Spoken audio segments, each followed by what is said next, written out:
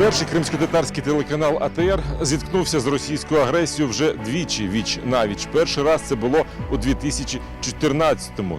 Останній день працює єдиний в світі кримсько-татарський телеканал АТР. После аннексии полуострова телеканал АТР оказался одним из немногих средств массовой информации, который продолжал объективно освещать актуальные события в Крыму, в отличие от большинства других каналов и изданий. Тоді телеканал був змушений переїхати до Києва. Вдруге, 24 лютого цього року. Мною принято решение о проведении специальной военной операции. Я русский военный корабль. Предлагаю сложить оружие и сдаться. Русский военный корабль.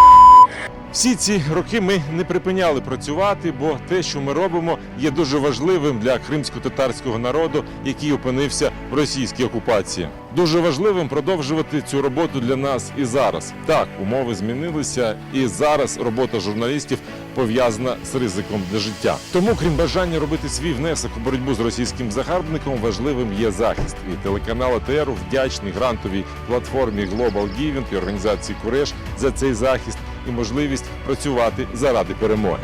Завдяки вашій підтримці журналісти телеканалу АТР забезпечені усім устаткуванням життєво необхідним під час війни. Також ми маємо можливість продовжувати мовлення на наших онлайн-ресурсах.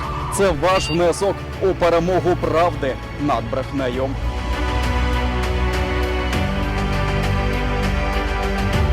Ми вдячні організації Курєш і Global Giving за підтримку, за те, що в ці хвилини ви подали нам руку допомоги і допомогли висвітлювати всі ті події, які сьогодні відбуваються в Україні.